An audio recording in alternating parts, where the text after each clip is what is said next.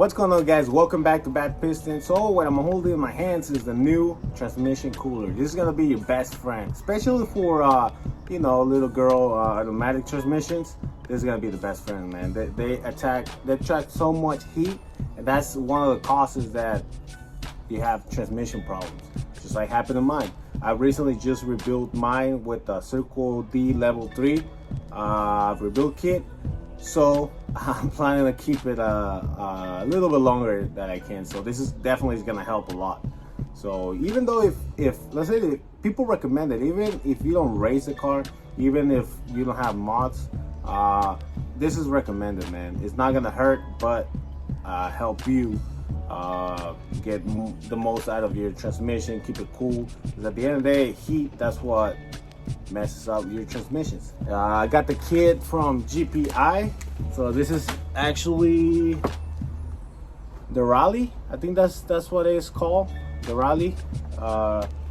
So I got this one, and the whole GPI gives you the whole kit with extra braided hose and all the plugs and fittings and all that stuff. So before I'm doing this before I take it to the dyno with Alex, new era. So that way we get a nice and fresh, and hopefully it's faster for him too. That way he can make passes back to back instead of waiting. Because that's what happened too. That's what he told me last time we were at the dyno. We spent a little longer because he made a couple passes, and we had to let the transmission cool down before the next one. So yeah, he recommended, man, get a trans cooler before you messed up your transmission, but it was too late. But yeah, now we prepare. We're gonna mount this, and yeah, I'll show you guys the process. Should be easy. And any like I say, any tips you guys got, any missing information that I forget or I don't explain something, ask questions, man. But yeah, let's get to it. All right, so before doing anything, we gotta remove the front bumper. Man, it looks so mean. I like it.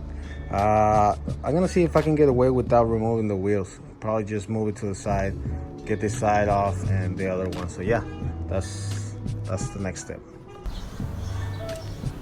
All right, so we got the bumper out. That's the first thing we're gonna do. Remove the bumper. Now remove everything here. Well, normally I don't have the support of this one because, lightweight. And I just noticed this on my radiator. So later on in the future, we're gonna replace it for a better one. But for now, we're good. So after removing the bumper, I'll also remove both lines.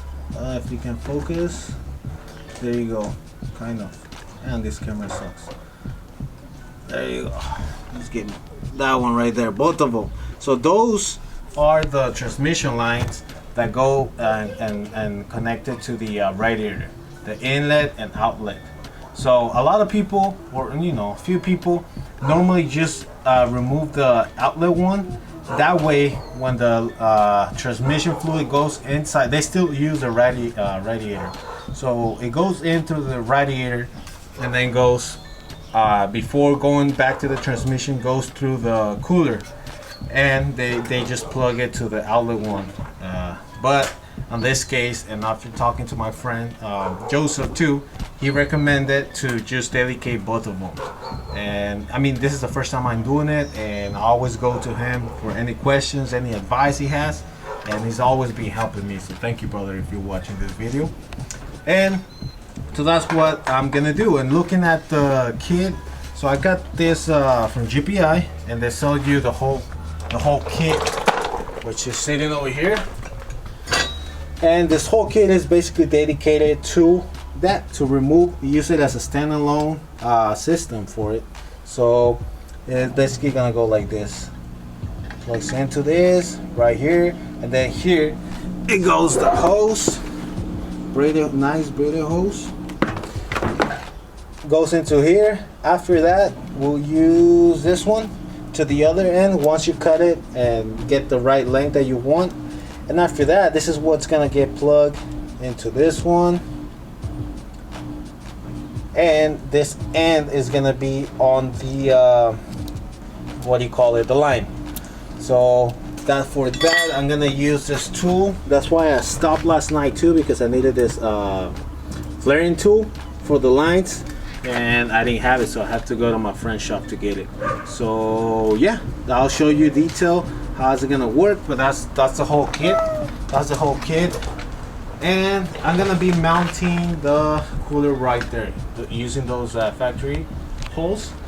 But for that, also I'm gonna have to fabricate my own bracket for it, which I also went and bought me some metal too to fabricate it. So let's get to it. Should be easy process. The first thing I'm gonna do is do the bracket and mount it. That way I can get the right length for the hoses and just connect them. Basically, it's pretty simple. But yeah. And the reason why also I'm putting it right there is because it will end up being right behind the grill.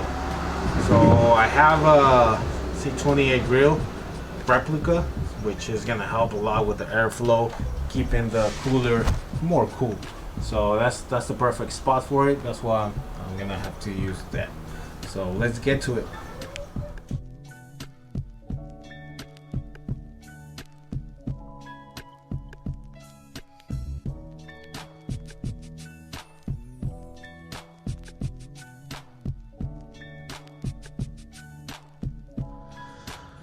Alright guys, there you guys have it. There's my beautiful bracket.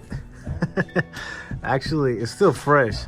I just can't wait because I gotta finish it tonight because it's already night too. I started earlier, I have to go get a drill, all kinds of stuff. So yeah, we decent welds, not that bad.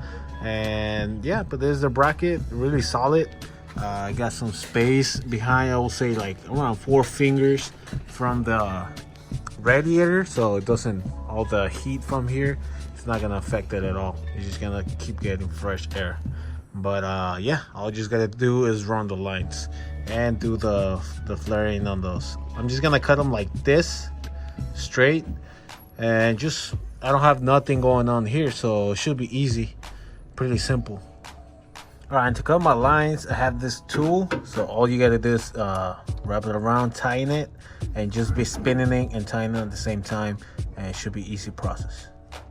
All right, so this is the flaring tool I'm gonna use. So basically, all you gotta do is put the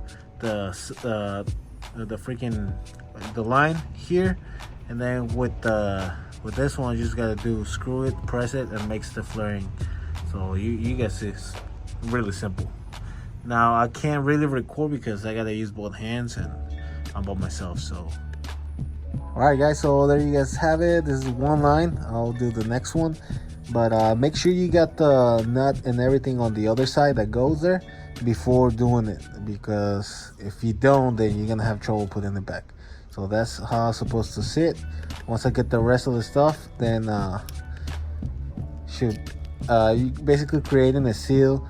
And when you tighten it, it just gets really, yeah, seal. I don't know how else to explain it, but just gotta do the next one. It should be good. All right, so you guys can have a better idea how this works and while we're doing the flaring, I'll open it a lot bigger too, because we want to create, basically this is how it goes, and we want to create this type of seal, you know. Now there's kits that give you those rubber hoses, but we want ours to last longer, and UPI just gives you better quality products too. That's why we're using it. So I don't know, I just figure in case you have questions or anything. Yeah. All right, so I'm just gonna measure an estimate of how the hose is gonna run, like this all the way over here. So measure it and cut it to the length.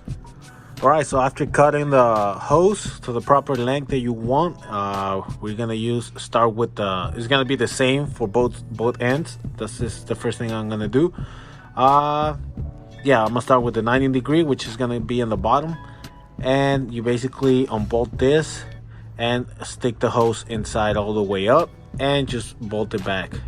Just be careful, make sure it doesn't push the hose down. But yeah. All right guys, so after getting on both ends, it's really sealed, we'll get the 90 degree on the bottom, hook it up, and then the other one back over here. So I'll show you the end at the end how it looks. and do the other side. Alright guys, so this is the final look. It looks really good to me. So both lines are connected and fully mounted. So as you guys see, I just still use the little mounts for it.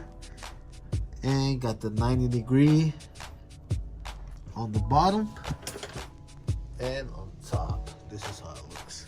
So I mean, not bad.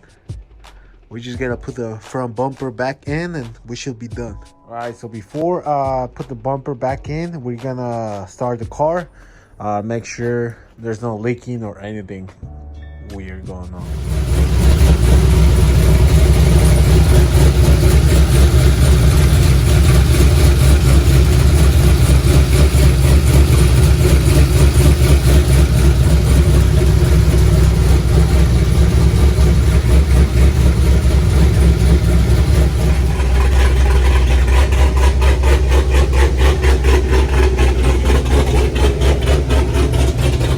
Alright man, so that's it man.